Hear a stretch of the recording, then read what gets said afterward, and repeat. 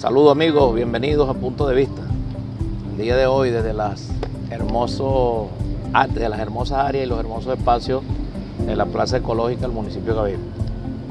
Agradezco mucho a todos los que se han ido suscribiendo al canal. Ahí aparece el link para efecto de lo que es la suscripción al canal Prensa Pedro Duarte, y aparte de ello pues se suscriben y le dan me gusta. A veces me olvida eso, me gusta.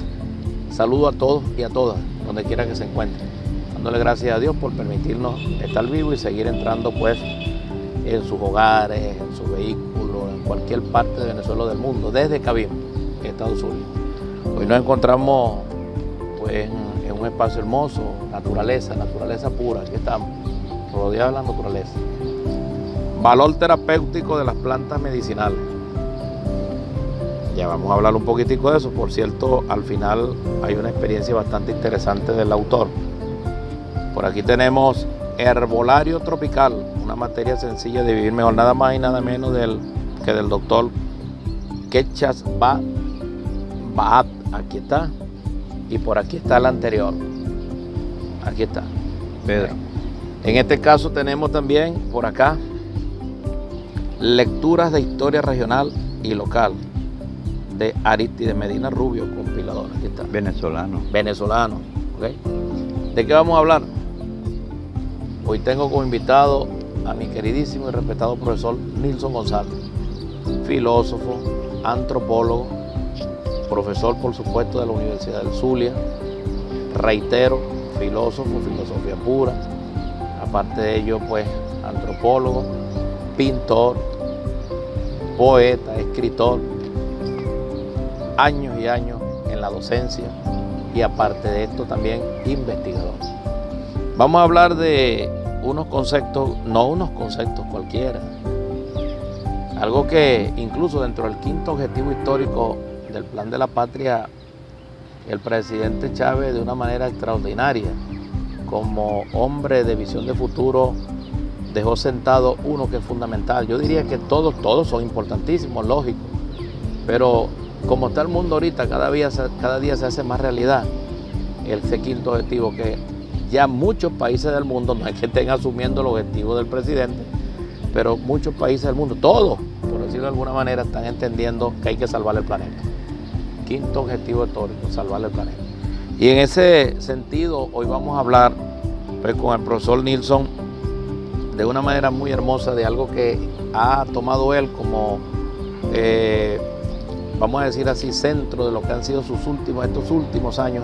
Ha entrado duro en lo que es precisamente el estudio de lo que ya son ciencias a nivel mundial, como es el tema, por ejemplo, en este caso la etnobotánica, la permacultura, el desarrollo endógeno y aparte de eso la etnomedicina. Yo le doy la bienvenida, profe, a Punto de Vista, desde acá de estos hermosos espacios de nuestra hermosa Cabima, querida Cabima, que ha dado tanto. Y bueno, le dejo el uso de la palabra. Vamos a comenzar, profe, a hablar de esta maravilla para que entendamos tantas cosas que tenemos que ir cambiando desde el punto de vista cultural y cómo a veces la medicina la tenemos ahí, hasta allí mismo en la casa, y no nos damos cuenta, y cómo tenemos que trabajar precisamente para futuro, pues tener nuestro propio alimento, nuestra propia incluso medicina. Vamos a comenzar, profe, bienvenido ahí con la cámara, pues de Punto de Vista, bienvenido. Hablemos un poco, profe, de la introducción que ya vengo haciendo y entremos, vamos a comenzar por ejemplo hablando de lo que es la etnobotánica. Bueno, un abrazo a todos. Los enfoques van a ser siempre desde el punto de vista de la complejidad, Sí. porque estas cosas hay que tratarlas con un enfoque complejo. Las ciencias que el hombre ha desarrollado, el ser humano, hombre y mujer, están interrelacionados. Hay un enfoque interdisciplinario y transdisciplinario. En este caso, la antropología y la filosofía, yo soy egresado en antropología filosófica. La antropología, como estudio del ser humano, de los grupos humanos, ha tomado algunas herramientas, en este caso de la etnología, que estudia un grupo humano determinado o los grupos humanos determinados. La etnobotánica es el estudio de la relación entre los grupos humanos y las plantas y la botánica del entorno donde él vive. exactamente eso. Pero ese no es una relación solamente, vamos a decir, así pues folclórica, vamos a decir, o fatua, no, es una relación vital que de una serie de conocimientos de lo que son los seres vegetales a través de la historia y su relación con estos grupos, con estas familias.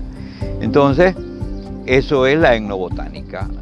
La botánica estudia las plantas y la etnología estudia los grupos humanos. Nosotros hay métodos para estudiar los grupos humanos, en este caso la etnografía. La etnografía, sí. La etnografía cualitativa, que es la que nosotros proponemos, particularmente yo soy partidario de esa, estudia al ser humano como un ser psíquico integral, biológico integral y social, y no es simplemente un ratoncito de laboratorio que tú vas a estudiar de la manera positivista, sino interrelacionado con el ambiente, entre ellos, etcétera, e interrelacionados con nosotros mismos, los que hacemos la ciencia o que tenemos una disciplina académica. Fundamentalmente eso es la etnobotánica. Entonces tenemos mucho campo para trabajar. Allí, profe, para hablar un poco del origen, de la etnobotánica, sería bueno que, si bien ha dicho algunos tips allí que podríamos hablar de origen, sí, profundicemos un poco más en el origen de esto tan importante. Bueno, los grandes grupos humanos de desarrollo y de polo académico, intelectual, sobre todo en la Helade, la parte de la Grecia y el Mediterráneo, ellos desarrollaron estudios pero basados en sus relaciones con la gente. Sí. Eso de alguna manera se ha venido colando en toda la historia de la ciencia nuestra, y entonces dentro de los estudios, ¿verdad?, del humano, estudiando sus costumbres conyugales, sus costumbres de cómo hacen los utensilios, cómo hacen los vestidos, se llegó al momento de identificar relaciones con plantas, el uso de las plantas y el uso de lo botánico. Entonces empezaron los antropólogos y los etnólogos a definir disciplinas, sí, en este caso la etnobotánica, ¿verdad? Ese es el origen, es parte de los estudios de lo antropológico humano, ¿no? La antropología, de ahí viene, y la etnología como rama de la antropología que ayuda a la comprensión de los grupos humanos en un espacio determinado. En el espacio, y que nos lleva a nosotros también, profe, a ir pensando en cambios de paradigma, hasta cierto punto, por supuesto, tomando en consideración todos esos orígenes, en razón también de lo que quizás podamos desarrollar ahorita ya con mucha más profundidad, de ejemplos muy palpables, en razón pues de lo que es ese tema, porque ya nombramos cuatro títulos, ¿no? Y podemos hablar, ya hablamos de la etnobotánica, orígenes de la etnobotánica, para que entremos a ejemplos prácticos, pero ejemplo, etnobotánica y permacultura, la relación, profe. Bueno, la permacultura es una disciplina que una manera de vida, es una visión de conjunto de desarrollo que tiene que ver de una propuesta integral en la que el ser humano puede desarrollarse, lograr bienestar, prosperidad, pero en una relación armónica con el entorno ecológico.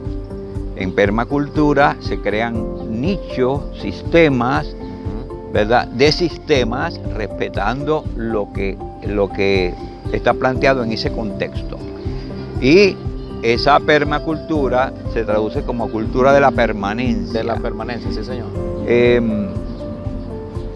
El término lo acuña un australiano, ¿verdad?, Mollison, pero Mollison había estudiado diferentes estudios y culturas del mundo, ¿no? Entonces resulta que cada pueblo fue desarrollando su manera de cultivar y se fueron sumando prácticas que no lesionaban ni destruían el ambiente.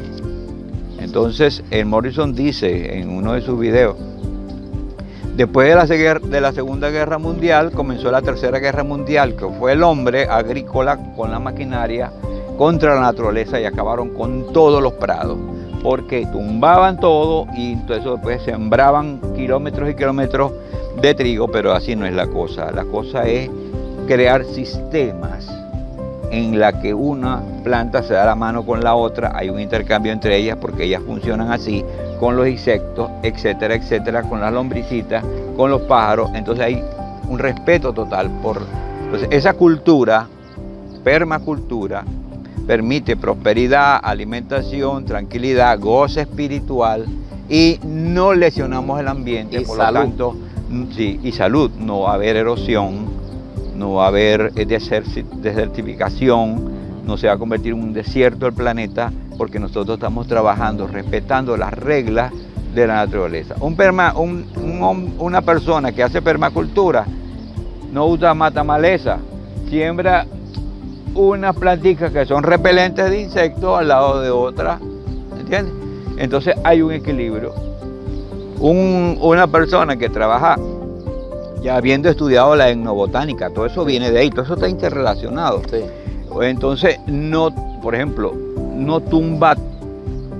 Seymour dice, el agricultor de permacultura no debe tumbar todo lo que llaman maleza, debe dejar algunos espacios feraces, como dice él, La mal llamada maleza, como la llaman en Colombia, sí, los estudiosos de la permacultura. Para que ahí vivan las especies que medran ahí y que mantienen el equilibrio, las abejitas, las avipitas, los animalitos, las culebritas, las cosas, porque eso es parte del sistema. Uno se come al otro, pero entonces produce, ¿verdad?, algo, el otro, o sea, todo es una armonía sistémica. Una relación. Y entonces eso lo logra la permacultura. La permacultura es extensísima. Ahora, Mollison y otros no inventaron la permacultura. Ya pueblos antiguos habían desarrollado temas de permacultura. Claro. Voy a mencionar los nuestros, los mayas y los toltecas. Tú conoces la estrella de David, ¿verdad? Sí, claro. La estrella de 6 puntas, un triángulo así y otro triángulo así, que los israelitas lo han tomado como parte de su símbolo. Ok, pero eso es de la India antigua. Eso es un símbolo de la India antigua y es cabalístico. Lo que hay arriba, allá abajo, lo que hay adentro, allá afuera. Eso es lo que significa desde el punto de vista cabalístico ese símbolo. Pero entonces, los toltecas, los mixtecas y los mayas sembraban 1, 2, 3. El primer triángulo, 3 árboles grandes de copa. El segundo triángulo invertido, 1, 2, 3. 3 arbustos. Y en el medio las hierbitas medicinales y los cultivos. Entonces, el sol no achicharraba a los cultivos porque había capas como alfombra. Pasó el sol aquí, en el primer árbol le hizo sombra, en el segundo le hizo media sombra y al final no le llevaba sino lo adecuado a las plantas que estaban en el piso. Ese sistema es permacultura. Lo otro, los jardines de Xochimilco, los de Teotihuacán, en México, Sí. cultivaban en unas balsas, echaban hierbas y echaban sustrato y echaban arena en unas balsas y las plantas metían sus raíces en el agua del río y del lago. Entonces resulta que era permacultura. Ahora nos vieron con que los japoneses inventaron la permacultura. La permacultura ya la trabajaban los toltecas. No, y profesor, y es que experiencia para que hablemos de la etnobotánica y en este caso la etnomedicina. Pero fíjese usted, para que vayamos entrando a casos muy palpables, por ejemplo, uno de estos autores manifiesta allí al final de su libro una experiencia de vida de él. Pues con esto estamos dando el punto de vista del profesor, cosas que yo también comparto, también he ido leyendo mucho, o por lo menos algo sobre todos estos temas, porque hacia allá vamos, ¿no? Fíjese, usted hablaba de los aborígenes, no solamente los aztecas, hemos estado allá y pues de repente por allá los incas, los nuestros de aquí, los nuestros de aquí, los yupas, los yanomami, sí, por allá por el oriente del país, todo lo que son los guayú, etcétera. Pero ¿qué no nos pueden enseñar ellos a nosotros de todos nuestros orígenes con respecto a lo que significa esa medicina ancestral? Ahora, etnobotánica, profe, y etnomedicina. Bueno, la etnobotánica, al determinar las relaciones entre un grupo humano en un entorno determinado, ¿verdad? Dentro de ese universo botánico hay diferentes plantas. Hay unas que son comestibles y otras que son de uso para hacer textiles o ropa o acomodar, por ejemplo, como la enea para hacer un techo o una casa. Y también existen las medicinales. Entonces ya la etnomedicina hace un estudio comparativo del uso de los grupos humanos, de las plantas y animales o piedras para los collares, sí, con efectos curativos o efectos desde un punto de vista espiritual.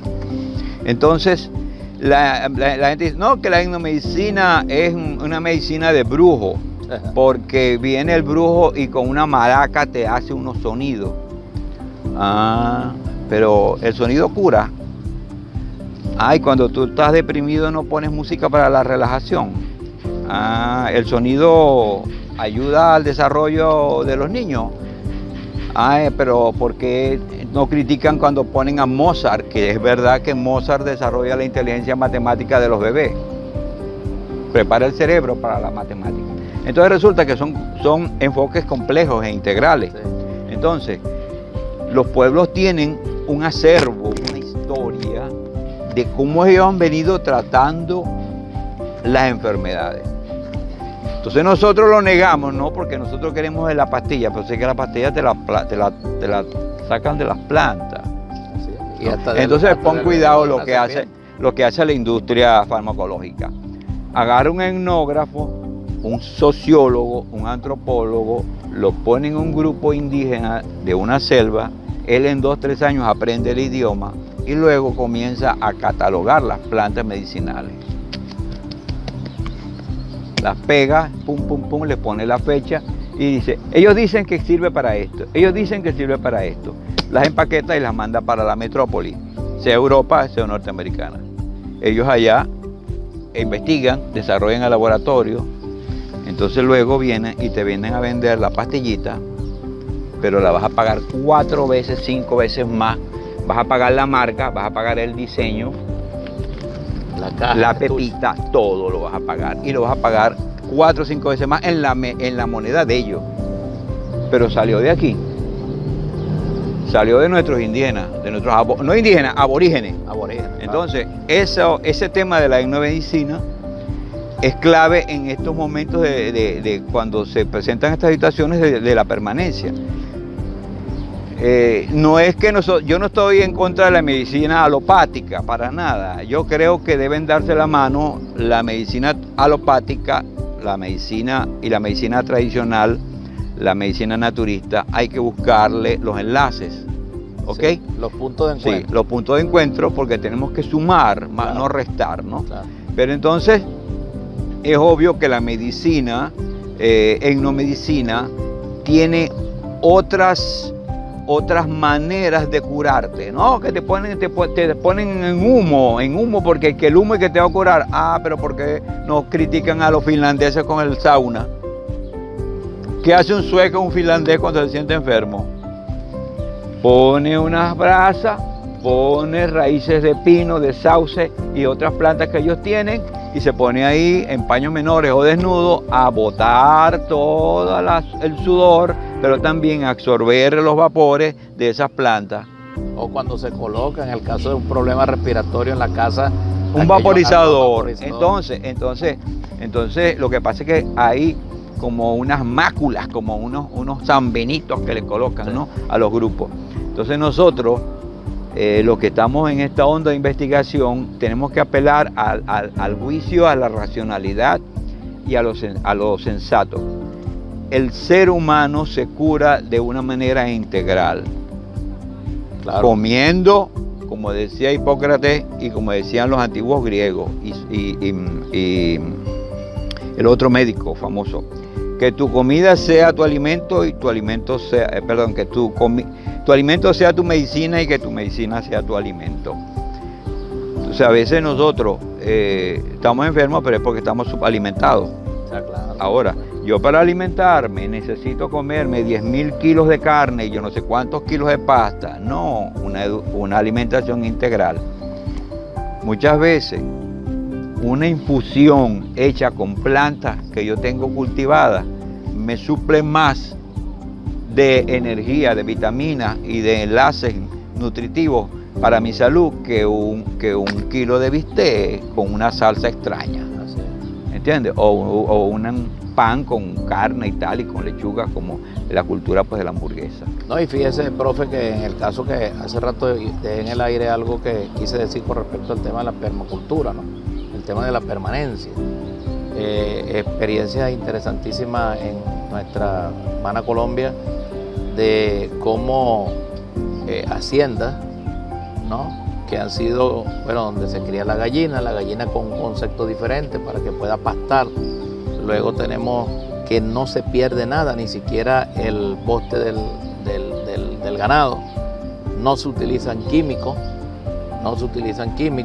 La forma como se hacen los sembradíos de las hortalizas, etcétera, es de una forma diferente. Todo eso es importante porque para allá tenemos que ir.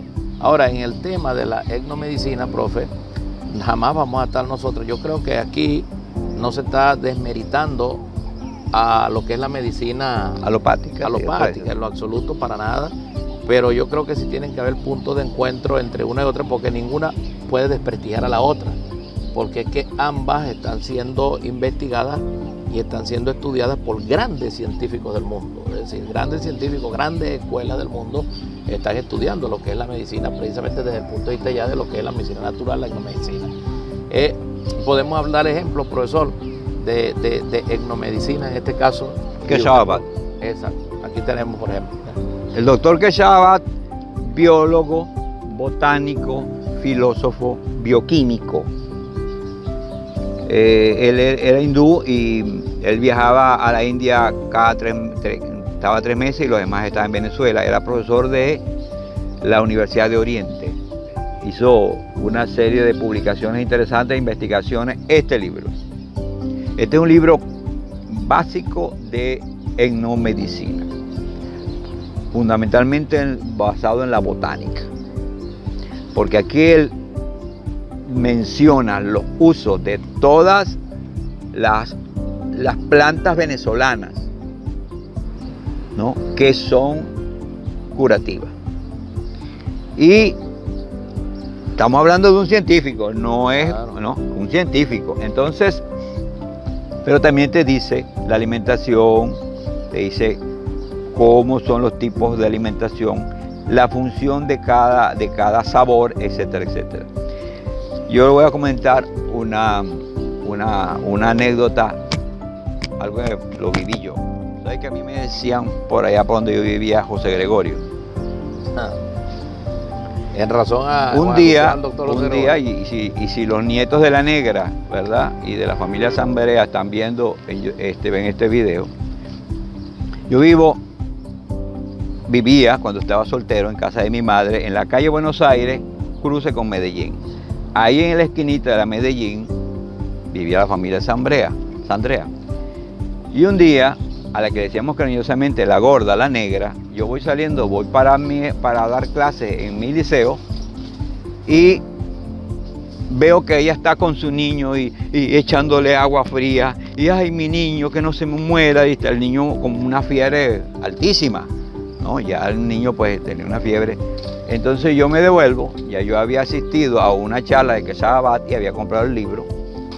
Entonces me regreso a la casa, tomo del jardín de mi madre unas hojitas de albahaca, hago una infusión en una tacita, le echo unos granitos de pimienta machacadito, lo cuelo, le echo miel de abeja y le digo, negra, dáselo a tu muchachito. Y yo, como dice que Sabat, espere 5 minutos. Esperé 5 minutos. A los 5 minutos el niño no tenía fiebre. Sí. Entonces ella se quedó mirándome y yo fui para la casa, le traje otro poquito de tomita y le expliqué y le dije cómo se hacía. Dice, dáselo si se vuelve a subir la fiebre al niñito. Entonces el niñito no le pasó más nada.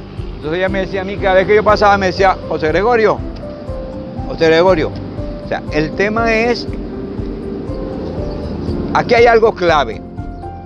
¿Cómo usted va a dosificar una hierba? O sea, una persona me dijo a mí, mira que yo estuve tomando moringa y casi me mata. ¿Y cómo te la estabas tomando? Yo agarraba un bojote de moringa así, como 1 kilo, sí, lo echaba en 1 litro de agua, lo hervía y me lo tomaba por agua todo el día. Te estás matando. Claro, por supuesto. Porque no es 1 kilo, es una pizca. Las medidas, una palma, ¿verdad? Un brazo, ¿verdad?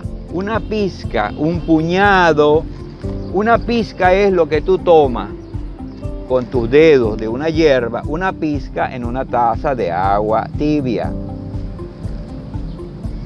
Si te digo un puñado de hierba, es un puñado. Es obvio que la medida terapéutica, mi puñado no es igual que un basquetbolista que mide 2 metros y que la mano es gigantesca, por lo tanto su puñado será mucho más que la mía. Y el puñado de un niño, tú le dices, pon la manito ahí, entonces le echas la albahacaíta con la otra hierbita que por ejemplo puede ser boldo, entonces ese es su puñado, le hace la infusión, esas son sus medidas. Entonces no es abusar de la hierba. Con esto quiero decir lo siguiente, yo no soy médico, yo soy un antropólogo, pero he investigado y tengo bastante conocimiento de este tema.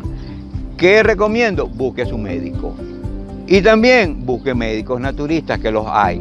Hay en Cabimas y en el Zulia y en Mérida, por ejemplo, habría que contactar a Eberto Martínez. ¿Cómo no? ¿Verdad? Un cabimero que es etnomédico, es parte de la permacultura, además que es abogado. Tiene la escuela. ¿No? Tiene escuela, fue alumno de Keshababat. Sí. Entonces que hay médicos formados en la medicina tradicional alopática, pero también son naturistas. Entonces ahí tenemos ganancia por partida doble. Ahí es importante lo que usted dice, profe, porque hay gente que cree que porque la medicina es natural, en el mal cuento de la etnomedicina, se puede tomar, como usted lo dice, diríamos nosotros entre ellos, a lo loco. A lo loco. No hay problema que vayan a la tienda allá de medicina natural y compren tal pastilla, hablemos de cualquiera, centella asiática, cualquiera, y tomen tal. No. Hay cosas que así como en la medicina tradicional, en la medicina, como hablamos ahorita, la etnomedicina. La medicina natural, alopática, tiene sus controles, aquí también tienen que haber controles, o sea, esto no es una cosa tampoco que es a lo alegre. Yo quiero decir que sí, hay ejemplos claros. Yo no puedo negar que en aquellos tiempos, yo ya a la edad de uno, pues, yo recuerdo cuando la hierba sagrada, que la toma de pericón. Que todavía lo uso, por cierto, la toma de albahaca, que hablando con el viceministro de Comuna en una oportunidad que nos visitó, hablaba él que él todo es profesor de la UCB, estudioso también de esta materia. Decía que él todo lo que usa es precisamente natural y que él toma para efecto de la tensión arterial y controlar el estrés tal, el té de albahaca. Yo lo comencé a usar y mire, parece mentira, profe. Es una cosa increíble la sensación de tranquilidad que uno siente con eso. Sí. El caso del toronjil, el caso, bueno, tantas de la cosas. Manzanilla. La manzanilla es increíble. Aquí hay un aspecto, Pedro, que hay que decirle al que nos está escuchando. Usted tiene que testear la hierba, o el médico que lo va a tratar, testea en usted la hierba. Por ejemplo, vamos a ver si usted es alérgico a la albahaca. Agarra un trocito de albahaca pequeñito y te lo pone aquí, o debajo de la lengua. Si te pica un poquito, eres un poquitico alérgico. Si te pica un poquitico más la hierba, eres medianamente alérgico. Si se te hincha el labio, no puedes tomar esa hierba. Tú eres totalmente alérgico a esa hierba. Así es. Porque los seres humanos somos complejos, somos diversos y hay diferentes constituciones. Por ejemplo, yo conozco gente que no puede tomar aloe vera, o sea, sábila. Profe, nos está haciendo todo esto que estamos hablando y el desarrollo endógeno. Ok, entonces vamos a hablar de desarrollo endógeno. La suma de todos estos conocimientos y de toda esta disciplina, ¿verdad? Cuando tú empoderas a un grupo humano, a un pueblo, a una gente, lo hace muy consciente de dónde él está parado, de cuál es el sistema de relaciones que él tiene con el ambiente, y luego él viene a poder hacer emprendimientos en base a su relación endógena. En todo caso, para poder vivir, mejorar y prosperar. Entonces, el desarrollo endógeno, por ejemplo, como un ejemplo, tú vas a poner una fábrica de mermelada en tu casa, tu familia va a producir mermelada para llevarla al mercado, ¿verdad? Porque en el desarrollo endógeno, tu familia es un núcleo productivo, tú no vas al supermercado, punto. Tú no vas al almacén tú no vas a comprar alimentos procesados, tú los procesas naturalmente. Entonces yo voy a hacer mermelada. Entonces, pero voy a hacer mermelada de manzana, voy a hacer mermelada de pera. Claro que no. Entonces, ¿qué hay en mi ambiente? Hay icaco, hay mango, ¿verdad? Hay naranjas, hay icaco, hay tamarindo. Entonces yo voy a hacer mermeladas, ¿verdad? De las frutas de mi entorno ecológico, ¿verdad? Entonces voy. Así con medicina, así con alimentación. Ese es el desarrollo endógeno. En el desarrollo endógeno hay un sistema, ¿verdad?, de producción que es permacultural y que tiene que ver con las tradiciones, con la historia, ¿verdad? Entonces la gente conoce la historia de las medicinas, de la alimentación, etcétera, etcétera, y eso es parte de la producción. Entonces hay un cambio para mejor de las relaciones sociales, las relaciones políticas, las relaciones productivas.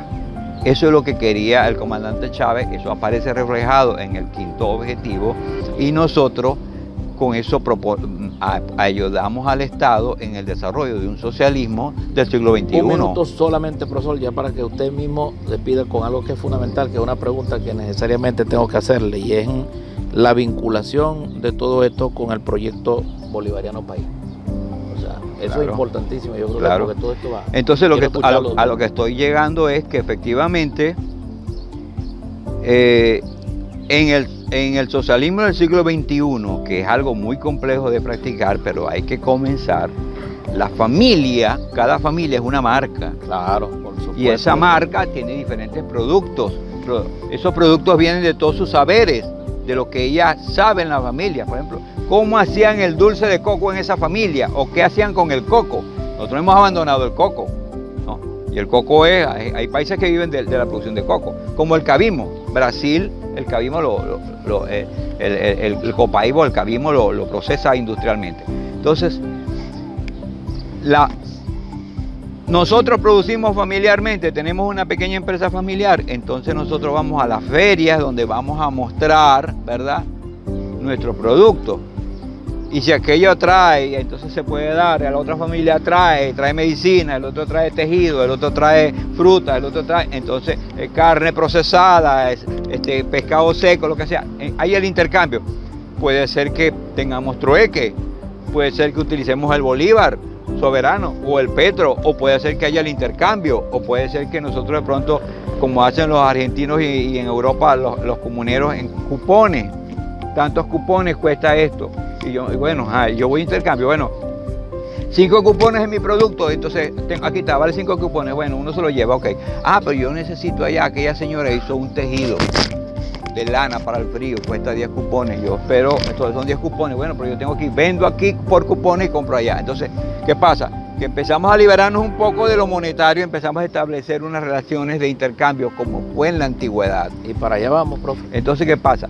Que la propuesta nuestra no va a acabar con el dinero, pero nosotros pensamos, y yo estoy de acuerdo con eso, que el conglomerado de familias productivas, de familias que quieran producir, no solamente consumidores, familias que quieran producir, familias que hay que exhortarlas a producir, familias que hay que educarlas para que sean productores, puede generar una diversidad de productos que tú traes de afuera y que cuestan mucho dinero, pero que haciéndolos aquí salen mucho más baratos. Bueno, fíjese, profe, de verdad doy las gracias, profe. Yo quiero terminar.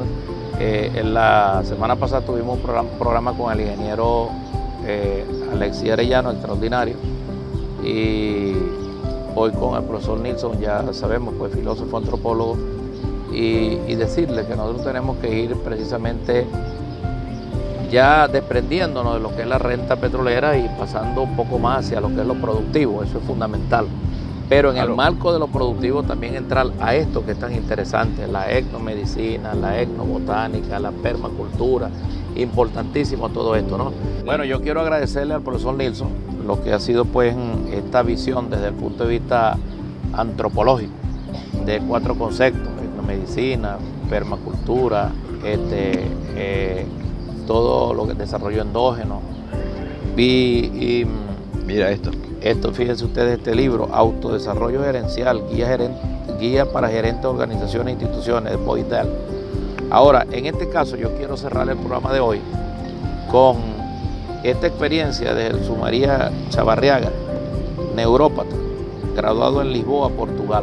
Él la cuenta aquí de forma resumida, muy resumida, en este libro. Dice: el autor de esta obra sufrió por espacio de 7 años ataques epilépticos, y siendo la medicina ortodoxa incapaz de curar este mal, recurrió a la medicina natural, obteniendo pleno éxito y curación absoluta a los 6 meses de tratamiento. Fíjense que es importante y son cosas científicas corroboradas. Por eso aquí no hay ninguna intención de poner en contradicción una con otra. No. Simplemente complementarla y entender que incluso yo siempre me voy a lo que es el tema de nuestros aborígenes, como ellos pues de manera empírica y de manera sabia, como los verdaderos propietarios de esta tierra, pues hacían sus propias medicinas. Bueno, eso luego se ha venido desarrollando, y desde allí cuántas cosas en el marco de los conceptos que desarrollamos. Así que seguimos adelante, que Dios nos dé vida y salud, y nos veremos en otro programa de Punto de Vista.